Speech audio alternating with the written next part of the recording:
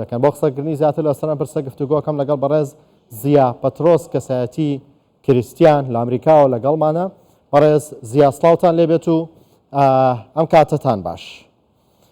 لە عێراق تا چەند هەوڵی گۆڕینی دمۆگرافیای ناوچە کریستیان نشینەکان دراوە؟ بەڵێ پرسیارەکە دووبارە بێزەحمەت. لە عێراق باهۆی هەڕەشانەی لەسەر کریستیانەکان هەیە تا چەند وای کردووە دمۆگرافیای و ناوچانە بگۆڕێت؟ بەڵێ تەبیعی ئیتازە نیە، بەلکو ئەمە ماوەیەکی زۆرە بۆ کاریشی لەسەر دەکەین، بەڵام بەداخەوە بەم چەند مانگەی ڕابردوو ئەم مەوزوعە زیاتر نۆژەم بۆتەوە، زیاتر کێشە گەورەتر بووە، چونکە هەمومان دەزانین هەر لە پاش 2003 کە میلیشیات و ئەمان عیساباتی لەناو بەغدا و خواڕی عێراق کە دەستی پێ کرد لە کۆتایی 2005 بە زۆرە ملی ئەم خەلکانە هەمویان ئاوارە بوون و هاتنەوە بۆ هەرێمی کوردستان و ناوچەکانی دەشتی مووسڵ و هەر لەم کاتەوە زۆربەی ئەوانەی کە هاتن ڕویان کردە وڵاتانی هاندەران و بۆ شوێنەکانی ئەمریکا، ئوسترالیا، کەنەدا، خانوو و ئەوەی هەیان بوو لە بەغدا هەمووی بەجێیانێشت. بۆیە زۆر بەلات کرا بۆ ئەم کاتەکەوە ئێمە بین بزانین بە چ ڕێگایەک بتوانین کوسەکانی ئەم خەلکانە بپارێزین و بگەڕێتە بۆیان. جگەلەوەی پاش 2003 بەلکو خەلکان ترمان هەبوو کە پێشی 2003 کە ئەوان کۆچیان کردبوو لە بۆ وڵاتانی تر، خانی ئێمانیش داگیر کراوە. ئێستا زیاتر لە 220 هەیە کە بە زۆرە ملی تاپۆیەکەشی وەرگێراوە بۆ خەلکانێکی تر بە تەزویر و جگە لە خانیەکان و کەسی، بەلکو ئێمە هەندێکی کۆمەڵایەتیشمان تۆمار کرابوو بە ناوی لە بەغدا، ئەوانیش ئێستا داگیر کراون و لە بۆ کاروباری خۆیان ئامادە دەکرێت و هەندێکیان بۆ کاروباری عسکەری. بۆیە ئەم وەزعانە لەبارە ئێستا کە لە بەغدا نەک بەس لە بەغدایە، بەلکو ئێستا ئەگەر ئێوە بین ئاگاداری بکەن و هەر چاودێرێکی سیاسی ئاگادارە کە ئێستا لە دەشتی مووسڵ چیر و ئەداتن کە تایبەتی لە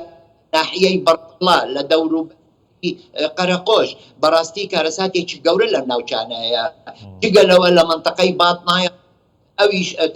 کەسەر بە قایمقامی تلکێفە، لەوێشەوە دووبارە دەبینین ئێستا بەهۆی بوونی حەشدی شەعبی و بوونی ئەم ملیشیاتە لەوێ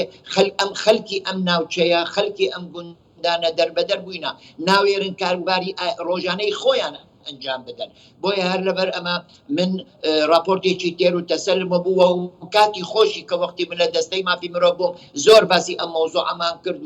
و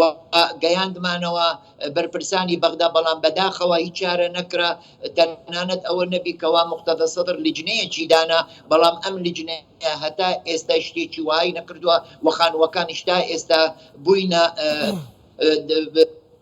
بۆ ئەم خەلکانی کە کەوتیان کردووە. من لێرە ئێستا لە میشیگان پاش ئەوەی کە هاتم هەر بۆ ئەو مەوزوعە هاتم و سەردانی وەزارەتی دەرەوەی ئەمریکام کرد و هەندێک ڕێکخراوە مەدەنیەکان بۆ ئەوەی کەوا پاڵپشتی ئێمە بن بۆ ئەم مەوزوعە بە تایبەتی لە دەشتی مووسڵ و راپۆرتێکی تێرمان هەبوو. ئێستا لێرە لە چەند خەلکان لێرە لەگەڵیان دانیشتم، خانوویەکی گەورەیان هەبووە 400 متری 600 متری لە منتەقەی کەڕادە، لە منتەقەی 52 لە منتەقەی 62 کە سنتەری بەغدایە کە شوێنە نیشتێجێبوونی مەسیحیەکان بوو. خانووەکانیان داگیر کراینە و هەندێکیان خانووەکەیان ڕووخاوە و عیمارە و شتی تریشیان لەناو ئەو خانوویان دروست کردووە و تا پۆشیان کردیتە بەناویان. بۆیە ئەم وەزعی ئیمڕۆ ڕوئە بەڕاستی وەزعێکی زۆر ناخۆشە. ئێمە بە تایبەتی لە منتەقەی دەشتی مووسڵ ئێستا و لە بۆ هەر ئەو مەبەستە مناتم سەر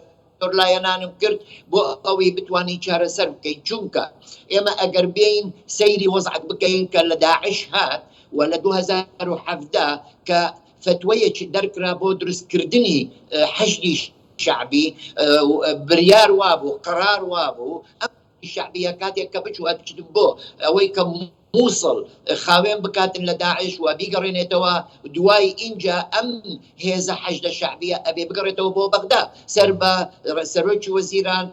سەر بە قوواتی ئەمنی بەڵام مانەوەیان ئەتا ئێستا لە ناوچەکانی دەشتی مووسڵ کە ئەمە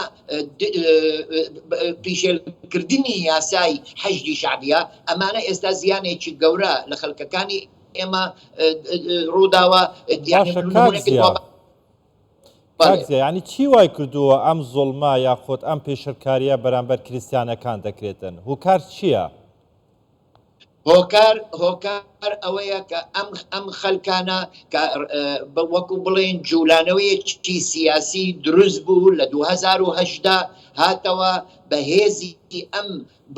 بە دەنگی ئەم خەلکانەی کە لەگەڵ لە حەشدی شعبینە وایان لێ کرد کە دەنگ بە ناوی کۆتای مەسیحی دەنگی ئەم خەلکانەی کە لە دەرەوەی کۆمەڵگای ئێمن کە لە دەرەوەی دیانەتی ئێمن دەنگێکی زۆریان وەرگرت و ئێوە ئەزانن چی فەسادێکی ئیداری و مالی مەبەستت کێیە؟ مەبەستم حرەکەی جوولانەوەی بابلیۆن بەڕاستی لە 2010 کەسێ کورسی وەرگرت و ئێستا لە 2021 بە خۆتان ئەزانن لە 5 کورسی 4 کورسی بۆ خۆی بردووە یعنی ئێمە بەس ئەگەر مەوزوعك مەجالەکە بدەیت بەس تەنها ئەگەر ئێمە بڕۆین ئێستا ئەو دەنگانەی کە بابلیۆن وەریگرتووە لە بۆ 4 ئەندامەکەی خۆی کە سەررووی 6,000 دەنگە کاکە هەموو مەسیحیەکانی عێراق ئێستا ئەوانەی کە مافی دەنگدانیانایە کە دەنگدەرن ناگاتە 25 بۆ 30,000 کەواتە ئەمانە هەمووی دەنگ لە دەرەوەی کۆمەڵگای بۆیە ئەم بریارە کە دەرکراوە ئەم یاسایە کە دەرکرا بۆ کۆتا هیچ مانایی نەما تەنانەت کورسی پێنجەمیش ئەوەی کە ما بۆ ڕاستە ئی هەولێرە بەڵام ئەویش لە بۆ مەسیحیەکان کە داسریان ئاشووری نییە بەلکو هێزیەکی ئەویش وەریگرتیە بە دەنگی ئەندامەکانی خۆی بە دەنگی ئەوانەی کە لەناو ئەو حزبەن بۆیە ئەم مەوزوع کارێکی گەورەی کرد اینجا بە دوای کە هات کە دژمنایەتی پاتریەرکی کەلدانی کاسۆلیکی لە عێراق و لە عالەم کرا و هەروەها پیشێلکاری مافی دکتۆر لویس ساکۆ کە پاتریەرک و کاردینالە لە بۆ کەنیسە گەورەترین کەنیسە لە عێراق کەنیسەی کەلدانیە و هەستان تهمەت و شتیان بۆ پەسەند و وایان لێ کرد کە واسکاڵا لە مەحکەمە و لە شتیان بۆ بنووسرێ و ئیستیخدامیان بکرێ بۆ دادگا منی لێرە پرسیارە ئەەکەم بۆ هەموو ئەوانە بینەرە ئایا تا ئێستا دادگای عێراق کەس بلە باڵایەکی بەرز وەکو پاتریەر وەکو یەکێک لە بڵین لە شیعەکان لە پیاوە ئاینەکان کەستا ئێستا بانکراوە بۆ محکەمە حالەتێک کە ئەمە ژوور بداتن ئەبێ بە شێوەیەکی تر چارەسەر بەڵێ جان پێچەوانەی عێراق ناوناوچانەی کە جەنابەت باست کرد هەرێمی کوردستان پەناگەیەکی ئارامە بۆ کریسیانەکان ئەو کریسیانەی کە دەستیان بە ئەوروپا و وڵاتانەی دەرەوە ناگاتن لە هەرێمی کوردستان ژیان دەکەن ئێوە بۆ کۆمەڵگەی نێودەوڵەتی یاخود بۆ ئەمریکا ڕۆنتان کردوتەوە کە چی دەکەن بۆ ئەو کریسیانانەی کە زۆڵمیان لێ دەکرێتن لە عێراق ستەمیان لێ دەکرێتن لە عێراق لە هەمان کات ئەو ئاوارانەی کە کریسیانن لە هەرێمی کوردستان چی بوو ئەوان بکرێتن ئێمە ئەوەی کە لە هەرێمی کوردستان مەسیحیەکان و لەبوو هەموو پێک هاتەکانی تر ئاینی و نەتەوەیی چونکە بەس مەسیحی لە ناو هەرێمی کوردستان نییە تەنها بە ئارامی دەشتی بەلکو هەرێمی کوردستانی ئیمڕۆ دەرکەی فراوانە کراوەیە بۆ گشت پێک هاتەکانی ئاینی و نەتەوەیی لە عێراقا و یەکێک لەوانە ئێمەی مەسیحینە من کە پێش ئەوەی کە بێمە راپۆرتەکەم حازر کردبوو جگەلەوە یاسای ژمارە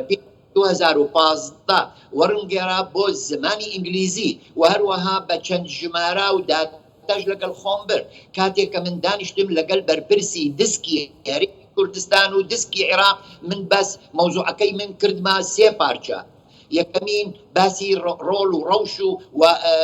وەزعی مەسیحیەکانم کرد لە بەغدا کە چۆن ئێستا پیشێرکاری بە مافەکانیان دەکرێت کە تا ئێستا ئێستا دەستوری هەمیشەیی عێراق لەسەر مادەی 125 کە باسی پاراستنی مافی پێکهاتەکان دەکات کلدان و ئاشوروی ئەوانی تر تا ئێستا لە 2005 هەتا ئیمڕۆ ئەمە کەوتێتی بە یاساڕێک ئەخرێ یاسایی بۆ دەرنەکراوە. ئێمە کاتێک لە کارتی نیشتیمانی لە مادەی 23 لە فقرەی 2 کاتێک کە ئەڵێت ئەسلەمەت القاسرین و چەند ئەو خانوانە و ئەو مولکانەی کە زەبت کراوە و ئەوەی کە ئێستا کە بۆمان نییە هەتا ئێستا کەسێک دابنی لە بۆ کولیەی شورتا یا کولیەی عەسکەری یا قووەی ئەمانە هەمووی بەڕاستی وەدلێ ئەکەکەوا مەسیحی لە ناو عێراقا هەست بکاتنکەوە پلە دووە. هەروەها اینجا سەکتەری دووەمم ئەوە بوو ڕەوشی دەشتی مووسڵ کە ئێستا باسم کرد کە چۆنە و چۆن نییە و داوایە ببوورە ناتوانم ئێستا باسی بکەم